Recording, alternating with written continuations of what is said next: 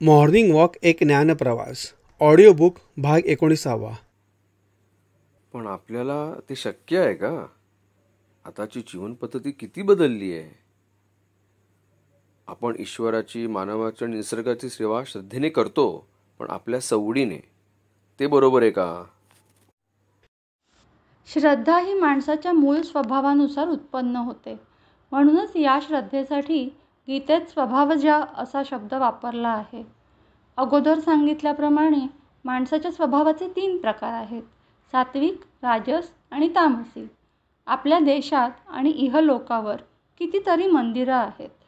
ती सगळी ईश्वराची अनंत रूपं आहेत. सात्विक वृत्तीचा माणूस स्वार्थहीन होऊन देवासमोर नतमस्तक होतो. सात्विक श्रद्धेने माणसाला दिव्यत्व प्राप्त होतं. तो इतरांकडून कोणतीही अपेक्षा न ठेवता आपलं कार्य करतच असतो.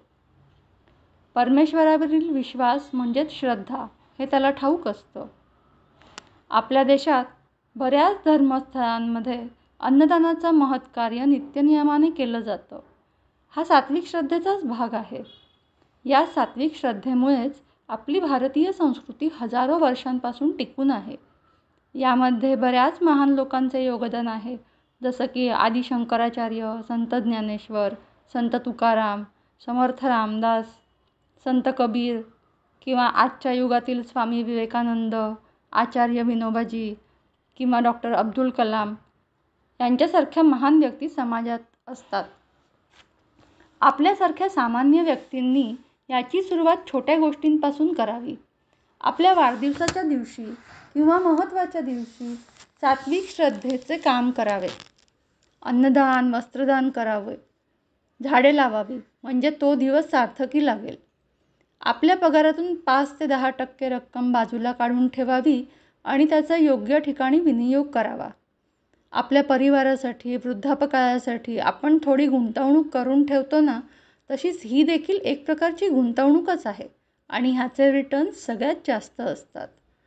मार्केटमध्ये कितीही अपडाऊन येवो, याचे रिटर्न्स वाढतच जातात. आम्ही हे नक्की करू. राजस वृत्तीची माणसं साम्राज्य उभं करतात, बरंच धन ऐश्वर्य कमावतात आणि ते गरजूंना सढळ हाताने मदतही करतात. त्यांच्या संपत्तीचा दुसऱ्यांसाठी उपयोग करतात.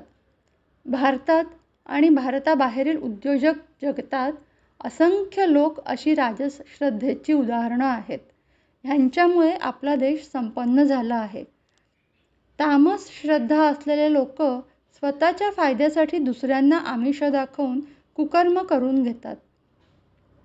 दान करण्यामागे आपला काय फायदा याचा विचार करतात व ज्यांना दान करायचं आहे त्यांच्याप्रती आदर ठेवत नाहीत.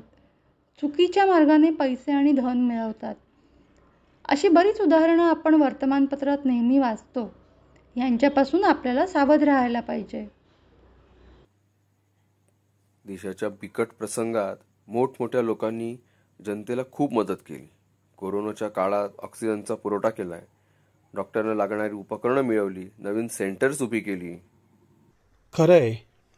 त्रिगुणांच्या प्रभावाखाली यज्ञ, दान आणि तप कसे आचरणात येतात हे गीतेमध्ये सांगितलं आहे.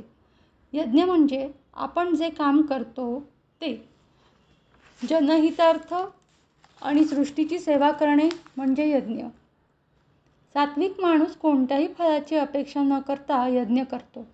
त्याचा यज्ञ देवापर्यंत पूर्णपणे पोहोचतो आणि पर्यायाने त्याला भरपूर मिळतं. राजसी वृत्तीच्या व्यक्ती फळाची आणि सत्काराची अपेक्षा करतात आणि त्यापासून मिळालेले भोग भोगतात, चांगले वाईट किंवा मिश्र. 1 मिनिट. असे निरनिराळे भोग का आणि कसे? अपेक्षेप्रमाणे फळ मिळालं की चांगले भोग आणि नाही मिळाले तर अपेक्षाभंगाचे भोग आणि ते मिळवण्यासाठी तडजोड केली असेल तर मिश्र भोग. आपल्याला परमेश्वराने नेमून दिलेलं काम करायचं आहे असा विचार केल्याने अपेक्षा राहणार नाही आणि आपलं काम सात्विक होईल. तामस वृत्तीचा माणूस श्रद्धाहीन असल्यामुळे तो नियमांचे पालन न करता यज्ञ करतो. त्याचे यज्ञ सफल होण्यासाठी लोकांना फसवतो. आपण आपल्या कामावर निष्ठा ठेवली म्हणजे आपलं लक्ष त्यावर केंद्रित राहतं आणि कर्मफळावरून लक्ष कमी होत जातं. कालांतराने आपण त्या कर्मफळाचा विचारसुद्धा करत नाही आणि आपल्याला समजतं की आपल्याकडे अपेक्षेपेक्षा भरपूर आहे आणि हे भरपूर आयुष्यभर मिळत जातं. घोळ तेव्हा सुरू होतो जेव्हा आपलं लक्ष कामावर कमी आणि फळावर जास्त. आपण हे काम चांगलं केलं की आपल्याला बोनस मिळेल, मग त्या बोनससाठी आपण जीव तोड मेहनत घेतो. मग अपेक्षेप्रमाणे बोनस मिळाला तर ठीक, नाहीतर ऐन दिवाळीत सर्वजण मजा करत असतात आणि आपलं तोंड एवढंसं झालेलं असतं. पैसा ही गोष्टच अशी आहे की ती सर्वांना हवी हवीशी वाटते आणि नाही मिळाली तर नाराजी येणं साहजिक आहे. पण ती थोड्या वेळासाठी असते. नंतर आपण पूर्वत येतो आणि कामाला लागतो. हो, हा तर मानवी स्वभावाचा एक भाग आहे. मान्य आहे मला, पण त्यातून पटकन बाहेर येणं गरजेचं आहे. परत काम करताना आपल्या मनातील कौरव जागे होऊन म्हणायला नको, अरे इतकी मेहनत घेऊन काय फायदा? बोनस पाहिजे तितका मिळाला का? नाही ना? मग पगार तर मिळणारच आहे, चला थोडा वेळ आराम करू. असं झालं तर मनातले कौरव जिंकतील आणि आपण अधोगतीच्या मार्गावर जाऊ. नीट विचार करा. प्रत्येक वेळेस मनातील पांडव जिंकले पाहिजेत. त्यासाठीच तर श्रीकृष्णाने गीता सांगितली. पैशाला आपण अनन्यसाधारण महत्त्व दिलं आहे, म्हणून तो असला की आपण खुश आणि नसला की आपण दुःखी, असं आपण स्वतःला बनवून ठेवलं आहे. असं असतं तर जगातले सगळे श्रीमंत लोक सुखी झाले असते, पण प्रत्यक्षात तसं नाही आहे. पैसा हा महत्त्वाचा आहे, कारण तो आपल्या उपजीविकेचं, गरजा भागवण्याचं साधन आहे. गरजा कमी केल्या तर कमावलेला पैसा आपल्याला पुरतो. दिवसाला 10 रुपये कमावणारा आणि 10,000 कमावणारा दोघेही पोटभर जेवतात.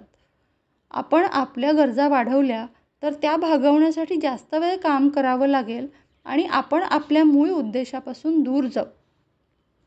मग तुमच्या दृष्टिकोनातून जगामध्ये सुखी कोण आहे? जगामध्ये पूर्ण सुखी अथवा पूर्ण दुःखी असा कोणीच नसतो. परमात्माही नव्हता. सुख आणि दुःख हे भोग आहेत. ते भोगायचे आणि आपल्या कामावर लक्ष केंद्रित करायचे. ते उत्तम करून परमेश्वराला अर्पण करायचे. ते पूर्ण करण्यामध्ये अडथळे येतील त्यावर मात करायला शिकायचे. म्हणजेच स्वकर्माचे अकर्म करायचे. आपल्या हाती आलेलं प्रत्येक काम विधात्याने नेमून दिलं आहे अशा भावनेने केलं तर आपण सुखदुःखाच्या पलीकडे विचार करू आणि आपल्या कामामध्येच आपलं समाधान लपलेलं आहे हे आपल्याला कळून येईल. ते समाधान लुप्त होता कामा नये, तरच आपले यज्ञ सफल झाले असं म्हणता येईल. आम्हाला हे समजले, पण ते पचवणं किती कठीण आहे. फक्त आपले काम करा, फळाची अपेक्षा करू नका. आपल्या पदरात पडलेले भोग भोगा आणि आपल्या कामामध्ये समाधान शोधा. त्यापेक्षा 5 दिवस काम करा आणि 2 दिवस लाईफ एन्जॉय करा. हा पर्याय सोपा आणि जास्त आनंद देणारा आहे असे नाही वाटत तुम्हाला? हो ना. मेघाने आम्हा दोघांकडे पाहिले आणि हसली. कदाचित तिच्या मनात आले असावे, या गधड्यांना कळते आहे पण वळत नाही. गाडी सिंगल लेनमध्ये चालवताना आपण ओव्हरटेक करायचा प्रयत्न करतो ना, तसे. पण ती हार मानणाऱ्यामधील नव्हती हे मला काही क्षणातच जाणवले. ती म्हणाली, मग तसं करा. आपण कोणता मार्ग निवडावा याचं स्वातंत्र्य आपल्याला आहेच. गीतेमध्ये सांगितलेला मार्ग श्रेष्ठ आहे असं मला वाटतं. पण हाच मार्ग निवडावा याची कोणावरही जबरदस्ती नाही. हिने तर आमच्या नांग्यास तोडल्या. यावर काय बोलावे हे आम्हा दोघांनाही समजत नव्हते. आम्हा दोघांना गप्प पाहून मेघा म्हणाली, मी तुमचं मन दुखावलं असेल तर मला माफ करा. तसं काहीच नाही. आम्ही आमच्यातील पांडवांना बळ द्यायचा प्रयत्न करत आहोत. त्यासाठीच तर आम्हाला तुमची साथ हवी. ती आहेच. लहानपणी आपण आईवडिलांचं ऐकतो आणि आपल्याला तेच खरं वाटतं. त्यावर आपल्याला तिळमात्रही शंका येत नाही, कारण त्यांच्याशिवाय आपल्या आयुष्यात दुसरं कोणीच नसतं. जसे जसे आपण मोठे होतो तसं तसं आपले शिक्षक, वर्गमित्र ह्यांच्यावर आपला विश्वास बसायला लागतो. मग कॉलेज संपवून आपण काम करायला लागतो. तोपर्यंत आपण प्रत्येकाची एक छबी आपल्या मनात बनवतो. आपल्या आयुष्यात येणाऱ्या नवीन व्यक्तींना, प्रसंगांना आपण त्या छबीशी तुलना करून घेतो आणि पूर्वी घडलेल्या प्रसंगानुसार आपण निर्णय घेऊन मोकळे होतो. घरात एखादी मौल्यवान वस्तू मिळत नसेल तर पहिला संशय घरकाम करणाऱ्या व्यक्तीवर जातो. तसेच आपण खूप झुरतो आहोत, रोज तीळ मरतो आहोत आणि दुसरे मजा मारत आहेत अशा प्रकारची भावनाही निर्माण होते. स्वर्गाची कल्पनासुद्धा यातूनच जन्म घेते. आत्ता भरपूर काम करा, मग स्वर्गात आराम करायचाच आहे. चुकीचं काम करू नका, नाहीतर नरकात सुद्धा भरपूर काम करावं लागेल, असे विचार मनात घर करून बसतात. त्यासाठी आत्मचिंतन आणि आत्मपरीक्षण करावं. आपल्या मनाला बुद्धीचा लगाम घालावाच लागतो, नाहीतर मन सैरावैरा धावतं आणि आपल्याकडून चुका होतात. मग आपल्या मनात गिल्ट येतं. ही अपराधीपणाची भावना आपल्याला जगू देत नाही. त्यातून 2 मार्ग निघतात.